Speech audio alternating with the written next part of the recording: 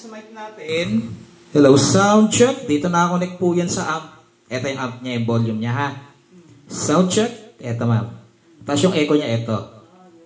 Ito, ma'am, pagka sa loob ka ng bahay, ang advisable lang na range niya na volume, ito, 8 o'clock to 9. Kasi mataas ang feedback nito, eh. Tapos sa mismong aparato niya, ma'am, 9 lang yan. Sound check. Check. Ayan, ito, ma'am. Sound check, check, check. Etong blue, ma'am, dito yan. Hello. Hello, Mike. Sound check. Yan. Check, check, check. Sound check. Tapos ito, steady na lang natin siya sa ganyan.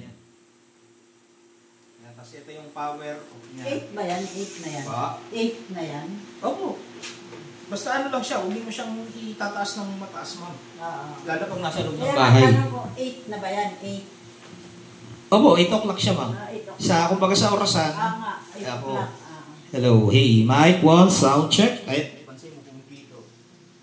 Pagka mataas. Kasi pagka mas na pumito yan, mag-feedback, masisira ko yung Twitter mong ano, speaker.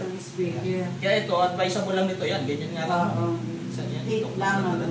Tapos bago mo siya i-on, ma'am, i-zero mo muna yung mga board. Ganun? Oo, para hindi siya mabibigla yung sounds niya. Tapos, power off din yung ano. Pagkatapos mo gamit, i-off mo, Opo. Zero, yan. Pati itong ano ba? Pati itong volume. Sagad na pala yan. Yan, pati itong main volume, ma'am. Pagkatapos mo. Opo. Yan, tapos nasa source A tayo.